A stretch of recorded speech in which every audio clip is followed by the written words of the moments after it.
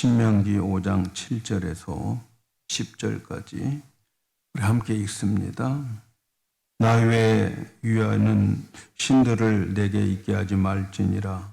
너는 자기를 위하여 세운 우상을 만들지 말고 위로 하늘에 있는 것이나 아래로 땅에 있는 것이나 땅 및 물속에 있는 것에 아무 형상이든지 만들지 말며 그것들에게 절하지 말며 그것들을 섬기지 말라. 나 여호와 너의 하나님은 질투하는 하나님인즉 나를 미워하는 자의 죄를 갚되 아비로부터 아들에게 3, 4대까지 이르게 하거니와 너를 사랑하고 내 계명을 지키는 자에게 1000대까지 은혜를 베푸느니라. 아멘. 할렐루야. 오늘 제목은 1000대까지 은혜를 베푸리라. 하나님 말씀에 있는 대로 제목을 잡았습니다. 가정의 달을 맞이해서 하나님의 말씀하신 가정에 대한 말씀을 드리고 있습니다. 첫 주에는 어떻게 하면 가정이 하나님의 복을 받을 수 있는가에 대해서 말씀을 드렸어요. 우리 가정이 복을 받을 수 있는 길은 하나님을 경외하는 것이다. 하나님을 경외한다고 하는 것은 하나님을 두려워하며 예수님을 우리 마음의 왕으로 모시고 살아가는 것이다. 그렇게 살 때 하나님께서는 생업의 축복, 가정의 축복, 자녀들에게 축복해 주신다 말씀을 드렸어요. 그리고 지난 주일에는 어버이 주일로 어떻게 해야 우리 자녀들이 하나님의 복을 받을 것인가? 그것은 주 안에서 우리가 부모님을 공경하는 것, 순종하는 것이다 말씀을 드렸고, 네 종류의 부모가 있다. 그래서 나를 낳아주시는 부모님, 그리고 나를 가르쳐 주시는 스승, 사부님, 그리고 나를 지켜주시는 국왕, 국부, 그리고 나의 영적인 그러한 아버지인 신부, 목사, 이렇게 있다. 그래서 우리 부모님이 안 계시더라도 우리는 이러한 부모님들을 우리가 존경함으로 인하여서 복을 받는 그러한 길이 있다 하는 것을 말씀을 드렸어요. 오늘은 부모님에 대한 말씀을 드리려고 합니다. 부모님의 소원은 자녀들이 잘 되는 거지요. 오늘 말씀은 어떻게 하면 우리들의 자녀들에게 복을 줄 수 있는가 하는 것. 하나님께서는 자녀들에게 1000대에 이르기까지 은혜를 받고 살 수 있는 길을 말씀해 주셨어요. 그래서 오늘 특별히 오늘 주시는 말씀은 오늘을 살아가는 우리 부모님들 세대에 아주 중요한 말씀이라고 생각합니다. 왜냐하면 우리의 자녀들의 미래는 오늘 우리 부모님들의 삶과 아주 밀접한 관계가 있다 하는 것을 성경은 말씀하고 있어요. 오늘날 우리는 살아가는 것이 그냥 그날이 그날인 것 같이 생각되어지죠. 똑같은 시스템 속에서 굴러가는 것처럼 보입니다. 그래서 지금 우리의 자녀들의 미래도 우리가 지금 쭉 달려왔던 그 내일을 통해서 우리 자녀들도 똑같이 달려갈 것이다. 이렇게 생각할 수 있습니다. 그러나 여러분, 지금은 그렇지 않아요. 지금까지 우리가 살아왔던 질서와 살아왔던 방법들이 리셋되어졌어요. 새롭게 시작되고 있습니다. 지구 한 구덩이에는 지금 어느 곳에선가는 어느 도시, 한 도시가 쓸 수 있는 전기의 분량을 다 팍팍 집어삼키면서 수십 대의 그 사이버가 괴물같이 막 지금도 막 계산하고 연산하면서 돌아가고 있습니다. 슈퍼컴퓨터가 엄청난 전기를 잡아먹는데 우리는 모르는 사이에 한 도시의 전기를 쓸 만큼의 그 양을 지금도 이 컴퓨터들이, 슈퍼컴퓨터들이 돌아가고 있어요. 그래서 전기를 잡아먹으면서 많은 전 세계에 정보를 제공하고 있습니다. 지금은 공학이 발전을 해가지고 인공지능, AI라고 하는 슈퍼컴퓨터를 이제 개발해가지고 그것이 기계가 사람처럼 학습을 하고 사람처럼 이해하고 사람처럼 판단하고 사람처럼 오히려 사람보다 더 문제를 잘 해결하고 일하고 있어요. 온 세상 사람들이 핸드폰 하나만 있으면 온갖 정보를 다 가지고 살아가는 그런 세상이에요. 좋은 대학에서 가서 배웠던 그런 것들도 핸드폰 속에 다 들어있어요. 정보가 다 들어가 있어요. 그래서 이 지식과 정보 이것이 여러분 다 경험하잖아요. 구글이나 또 챗봇 같은 것에 물어보면 너무 자세하게 가르쳐주고 있어요. 지식을 쌓기 위해서 대학에 갈 필요가 없을 정도로. 그래서 앞으로는 대학 갈 필요 없다라고 하는 말까지 나오고 있어요. 앞으로 회사에서도 많은 사람이 필요하지 않습니다. 좋은 학교 졸업하면 그 졸업장 가지고 평생 그걸 가지고서 써먹으면서 좋은 직장에 다녔는데, 그런데 지금은 그 사람보다 몇 배나 더 지능을 가진 AI가 명문대학에 나온 학생들의 수십 명보다도 더 많은 일들을 순식간에 몇 초 안에 해버리는 그러한 시대가 되었어요. 그런 말이 있어요. 2030년 정도 되면은 말이죠. 이 온 인류의 인구가 80억.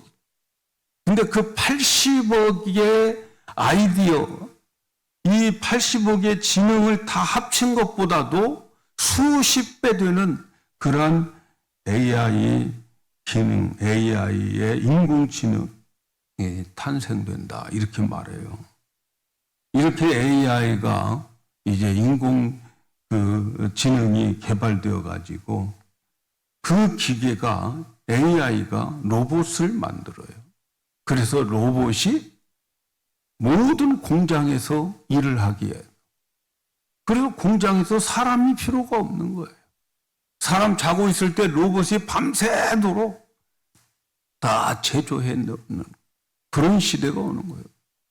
그래가지고 사람들이 일자리가 없어요.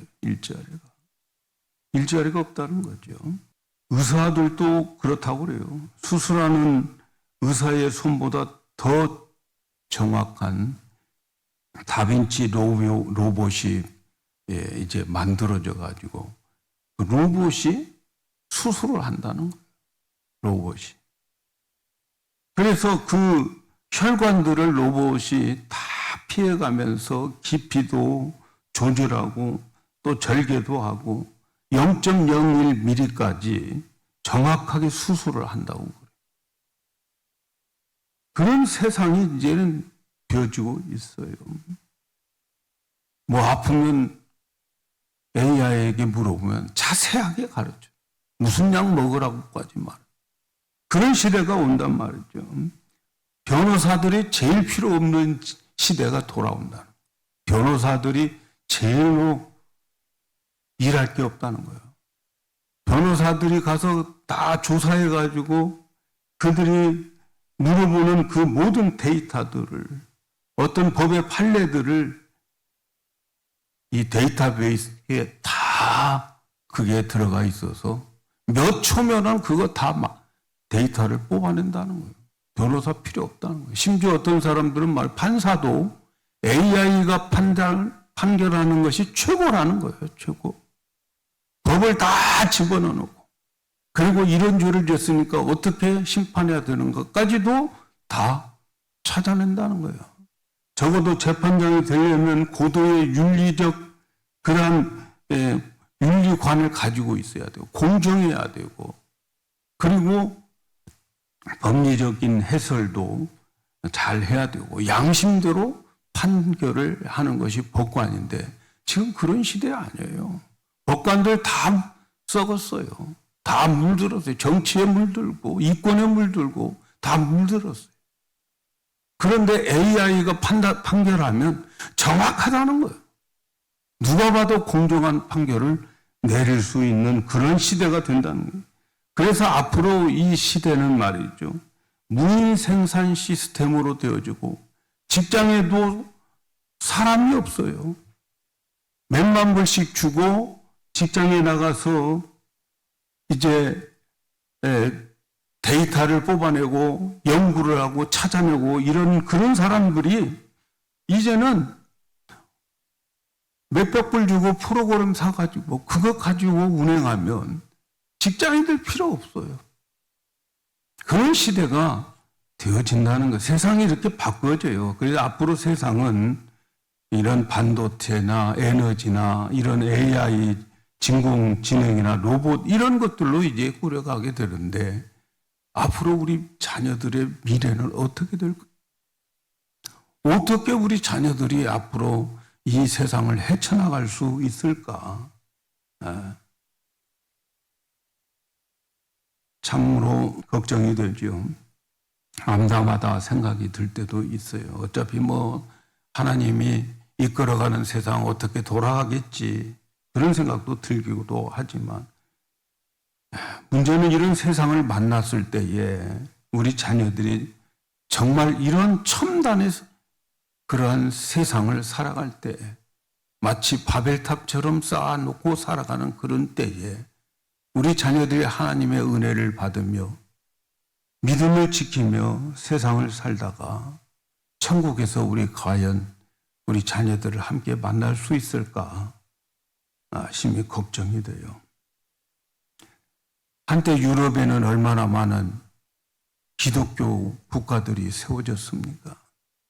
얼마나 열심 있는 교회들이 있었고 웅장한 교회들이 있었어요.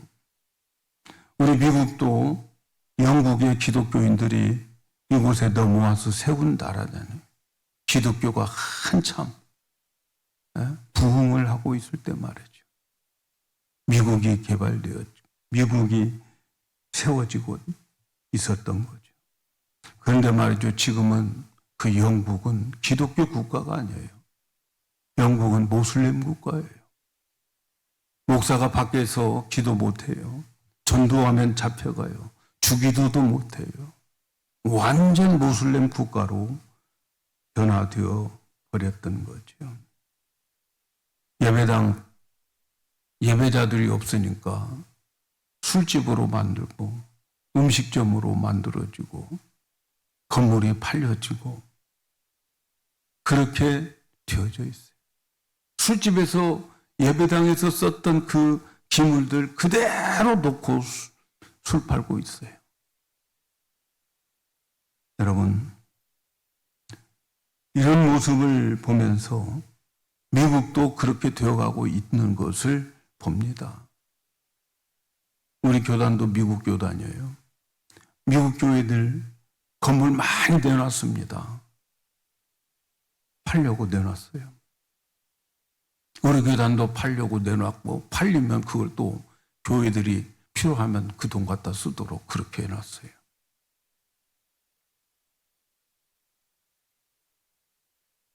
사랑하는 여러분, 세월이 가고 우리는 이 땅에 없어져도 우리 자녀들이 천대까지 은혜를 받으려면 정말 어떻게 살아가야 될 것인가 고민을 한 번쯤 해보셔야 돼요. 나는 이 세상에 없지만 내가 없는 세상, 내가 눈으로 이 세상에서 보지는 못했지만 그러나 우리 자녀들이 끝까지 믿음 지키고 하나님의 은혜를 받으며 살아갈 수 있는 그러한 세대, 어떻게 하면 그런 세대가 있을까? 어떻게 하면 우리 자녀들이 어떤 세상이 와도 믿음 지킬 수 있고 하나님의 은혜를 받으면서 살아갈 수 있을까 하는 고민을 하게 됩니다. 그런데 오늘 말씀에 그 고민에 대한 해답이 나와요. 오늘 말씀을 보면 내 자녀들의 미래는 오늘 나의 삶과 직접적인 연관이 있다 하는 거지요. 오늘 내가 하나님과 어떤 모습으로 살아가는가, 그것이 미래에 내 자녀들의 어떤 은혜를 받을 것인지 아니면 저주를 받을 것인지를 결정된다고 오늘 우리가 읽은 말씀에서 가르쳐주고 있어요. 우리 후손들이 저주받고 은혜 받는 것은 거슬러 올라가서 보면은 결국은 부모님의 신앙과 관계가 있다. 이렇게 말씀하고 있어요. 오늘 말씀 신명기 5장 9절 10절을 보면 그렇게 나와 있어요. 그들에게 절하지 말며 그들을 섬기지 말라. 나 여호와 너의 하나님은 질투하는 하나님인즉 나를 미워하는 자의 죄를 갚되 아비로부터 아들에게로 3, 4대까지 이르게 하거니와 나를 사랑하고 내 계명을 지키는 자에게 1000대까지 은혜를 베푸느니라. 내가 하나님을 미워하는 죄를 지으면 하나님은 죄의 벌을 내리는데 나뿐만 아니라 내 자식 그리고 손자 그리고 그 손자의 아들까지 하나님은 나의 죄값을 물은다는 거죠. 나로 인해서 내 손자의 손자, 증손자까지 하나님의 저주를 받게 한다는 거죠. 그러나 하나님을 사랑하고 그 계명을 지키는 자의 후손은 1000대까지 은혜를 베풀어 주신다. 그렇게 말씀합니다. 그러니까 내 후손의 저주와 축복은 지금 나의 신앙의 삶과 그리고 나의 생활과 직접적으로 연관이 되어 있다고 하는 것을 말하고 있어요. 내가 이 세상에서 없어도 자녀들의 복과 저주는 내 아로 인해서 결정되어진다 말씀하는 거죠. 여러분, 살다 보면 어떤 사람은 특별한 죄를 지은 것이 없는데도 그렇게 삶이 어려워요. 저주를 받아 온갖 안 좋은 일을 만나고 고생과 슬픔을 살아가는 정말 보기에 딱한 그런 사람들이 있어요. 몰라서 그렇지. 거슬려 올라가면 그의 조상들의 죗값을 그가 지금 받고 있는 거예요. 그와 상관없는 죗값을 받고 있는 거죠. 또 어떤 사람은 특별히 착한 일을 한 일이 없는데도 또 엄청난 선행을 한 것도 없는데도 온갖 은혜와 복을 받는 사람들이 있어요. 그렇게 복을 받는 것이 마치 자기가 잘났기 때문이라고 생각할 정도로 그렇게 목에 힘을 주는데 따져보면 그의 부모님이 쌓아놓은 공로의 은혜를 받고 있는 것이라고 볼 수 있어요.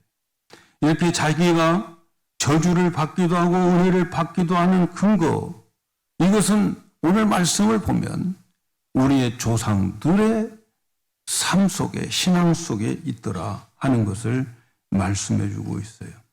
자, 그렇다면 부모가 어떻게 해야 우리 자녀들이 미래의 1000대까지 하나님의 은혜를 받으면서 살아갈 수 있을까? 우리 자녀들이 사는 세상이 어떤 세상이 와도 어떤 세상이 어떻게 변해도 하나님의 은혜를 받으며 살 수 있도록 하기 위해서 어떻게 해야 되는가? 오늘 그 말씀을 받으셔야 돼요. 그 말씀 중에 오늘 우리가 읽은 말씀이 1절 신명기 5장 7절 8절인데 이것은 십계명의 제1계명 2계명을 기록하고 있는 말씀이에요. 나 외에 다른 신을 내게 있게 하지 말라. 너는 자기를 위하여 새긴 우상을 만들지 말고 위로 하늘에 있는 것이나 아래로 땅에 있는 것이나 땅 및 물속에 있는 것에 아무 형상이든지 만들지 말라. 십계명을 말씀하고 있는데 이스라엘 백성들에게 주는 십계명은 가장 먼저 이스라엘이 왜 존재하는지 존재 목적을 알려주는 계명이 십계명이에요. 이스라엘 민족이 왜 존재하는가? 그걸 알려주는 거예요. 왜 이스라엘 민족이 이 십계명을 받게 되는가?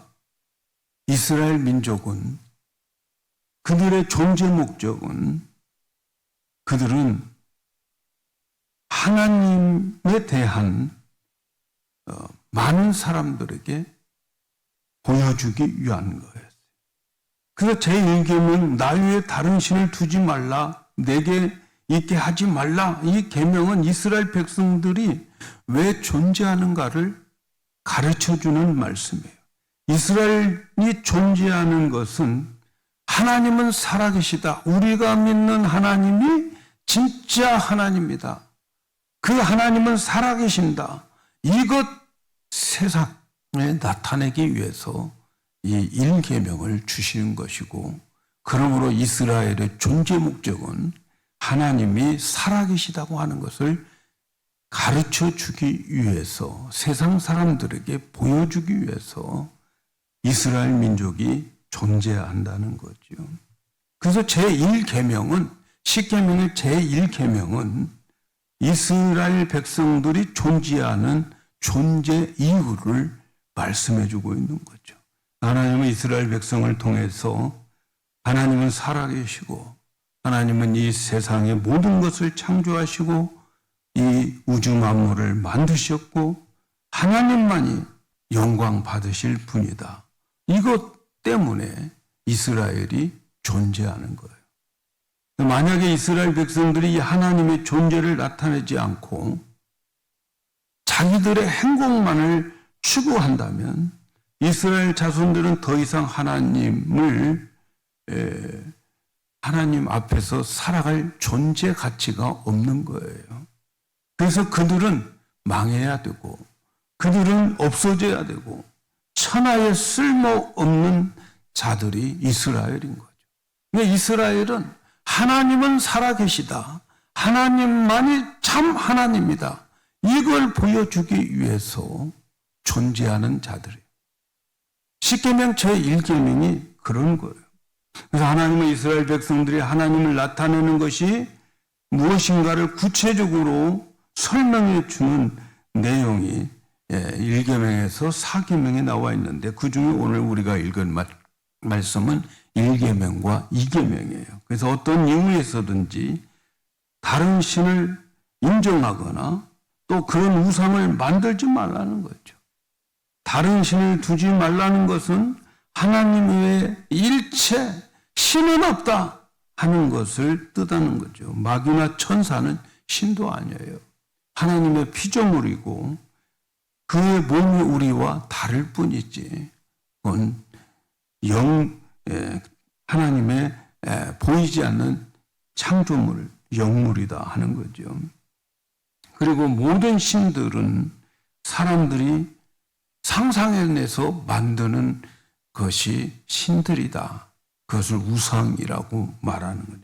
그러니까 하나님을 미워하는 자는 상상해서 하나님을 표현하는 사람을 말하는 거예요. 이것을 우상 숭배다 하는 거죠. 보이지 않는 하나님을 자기가 상상해서, 인간이 상상해서 하나님은 이렇게 생겼을 것이다 라고 만드는 그것, 우상 숭배다라는 거죠. 하나님을 자기 상상 안으로 가두어 가지고 그래서 하나님을 자기가 상상하는 모습으로 만들어내는 그것은 우상 숭배다 하는 거죠. 그래서 아무리 하나님을 아름답게 묘사를 하고 아름답게 만들어도 그건 하나님 아니라는 거죠. 그런데 무서운 것은 그러한 죄를 그렇게 상상해서 하나님을 만들어낸 죄를 미워하고 그리고 그 죄값을 3, 4대 후손에게까지 죄의 책임을 묻겠다 이렇게 말씀해요. 반면에 하나님의 은혜를 천대까지 받는 자가 있는데 그게 누구냐? 나를 사랑하고 내 계명을 지키는 자는 천대까지 은혜를 베푼다. 여기서 중요한 것은 나를 사랑하고 그 계명을 지키는 것, 이것은 같은 의미인 거죠. 하나님 사랑하는 것과 그 계명을 지키는 것은 같은 말이에요. 하나님을 사랑하면 그분의 말씀을 사랑하고 지키게 된다는 거예요. 그러면 그 자손은 천대까지 은혜와 복을 주신다 하는 거죠. 부모님이 말씀을 사랑하면 자녀들은 은혜를 받게 된다 하는 거죠. 그래서 자식이 복을 받는 것은 말씀의 자리에 있으면 부모님의 말씀을 지키고 말씀의 자리에 있으면 자식은 천대까지 복을 받는다는 거죠. 그래서 하나님을 사랑한다고 하는 것은 부모님이 하나님을 드러내는 것을 말하는 거예요. 이스라엘 백성의 존재 이유가 하나님의 살아계심을 세상에 드러내는 것이 목적인 것처럼 오늘 우리가 우리의 존재가 하나님의 살아계심을 우리가 제3자들에게 보여주는 그것은 곧 우리 자손들이 천대까지 은혜를 받을 수 있도록 하는 행위라는 거죠. 성도들이 하나님을 사랑하는 것은 그래서 말씀을 가까이 하고 말씀을 사모하고 그런 것이 하나님을 사랑하는 거예요. 그래서 축복받는 사람들은 말씀을 사모하게 되어 있어요. 말씀을 듣고 또 듣고 그렇습니다. 그것은 자녀들이 복을 받는 길을 열어주는 거예요. 그래서 교회는 어떻게 해서든지 말씀의 자리에 있도록 하기 위해서 모든 기회를 만들어주는 거죠. 성경 공부도 하고 수요 성경 공부도 하고 모든 시간 모임마다 말씀을 제공해 주는 거죠. 그래서 그 말씀을 통해서 그 말씀을 받아들이고 그 말씀을 사랑함으로 인해서 성도들은 본인이 복을 받고 그의 후손들은 천대까지 복을 받는 거죠. 하나님을 사랑한다고 하면서 말씀 듣는 것 싫어하고 또 말씀 듣는 것을 원하지 않는 것은 하나님 사랑하는 것이 아닌 거죠. 하나님을 자기 안에 가두고 자기 상상 속에서 하나님을 사랑하는 것, 그것은 우상숭배. 하나님을 자기 안에 자기 생각으로 가두어서 신앙생활하는 분들 많아요. 목사님, 저는 여기까지입니다. 더 이상 강요하지 마세요. 더 이상 말씀도 주지 마시고 제가 알아서 잘 판단하면서 생활하겠습니다. 그거 신앙 좋은 것 같지만 교만한 거예요. 하나님의 그 말씀을 자꾸 보고 싶어하고 듣고 싶어하고 사모해야 그게 하나님을 사랑하는 거예요. 어떤 사람은 성경을 보고 싶고 말씀 듣고 싶고 그런 사모함이 있는가 하면 어떤 사람은 그만 더 이상 되게 많이 들었어요. 들은 게 얼마나 많은데 지금까지 교회 다니면서 들은 게 얼마나 많은데 더 이상은 됐어요. 내가 아는 것이라도 좀 제대로 살기를 원해요. 사모하지 않는. 여러분, 그 길이 한쪽은 천대까지 복을 받는 길이고 한쪽은 자손 3대까지 저주를 받는 나의 행위라는 것을 아셔야 돼요. 사랑하는 여러분, 앞으로 세상이 어떻게 변할지 몰라요. 정말 깝깝해요. 우리 손자들이 살아갈 그 세상 어떤 세상이 될지 정말 답답해요. 이제는 앞으로의 세상은 AI가 다 하고 AI가 만든 로봇들이 다 모든 일을 한다면 사람들은 뭐 하고 살까? 그런 세상이 분명히 올 터인데 그런 세상이 왔을 때에 우리 자녀들이 하나님의 은혜를 받아야 돼요. 하나님의 은혜는 뭐예요? 그 은혜라고 하는 것은 나의 행위와 상관없이 받는 은혜예요. 하나님이 그 사람, 그 자녀들의 행위와 상관없이 주는 축복이 있다는 거예요. 그게 뭐예요? 하나님 사랑하는 거죠. 하나님 사랑하는 거예요, 뭐예요? 하나님의 말씀을 가까이 하는 거죠. 하나님의 말씀을 좋아하는 거죠. 그렇게 되어질 때에